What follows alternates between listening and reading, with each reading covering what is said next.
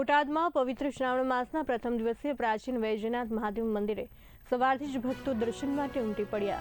શ્રાવણ માસના પ્રારંભ નિમિત્તે ભક્તોએ વૈજનાથ મહાદેવની પૂજા અર્ચના કરી। સમગ્ર મંદિર પરિસર હર હર મહાદેવના જયઘોષથી ગુંજી ઉઠ્યું અને ભક્તિમય માહોલ છવાયો।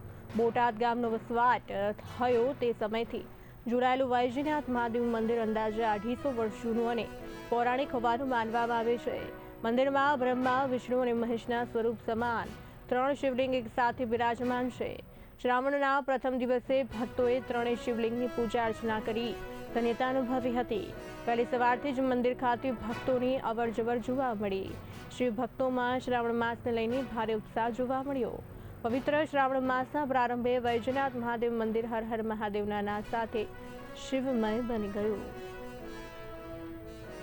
આ વૈજનાથ મહાદેવ અમારા વડવાઓએ અહીંયા સ્થાપના કરેલી અને તેઓ પોતે પણ અહીંયા ઉઘાડા પગે જઈને લાવેલા ને અહીંયા આ શિવલિંગની સ્થાપના શંકરાચાર્યએ કરાવેલી ને આ મંદિરની અંદર દ્વારકાધીશ શંકરાચાર્ય અહીંયા 2 વખત આવેલા ને એમણે અહીંયા પણ પૂજા કરેલી ને અમારા વડવાઓ પહેલાંનું આ શિવાલય છે તેઓએ પોતે પણ અહીંયા પૂજા કરેલી છે ને આ શિવલિંગ જગ્યાએ અમારા વડવાઓએ અર્પણ કરેલી છે ને આ બહુ જૂનું ઐતિહાસિક બોટાદની સ્થાપના છે એ પહેલાંનું શિવાલય મંદિર છે આ ને અહીંયા બહુ ભક્તો ગામનું જૂનું શિવાલય હોવાથી અહીંયા શ્રાવણ મહિનાની અંદર ઘણો ટ્રાફિક હોય છે, રોજે રોજ ઇસ્તેમાલ થાય છે।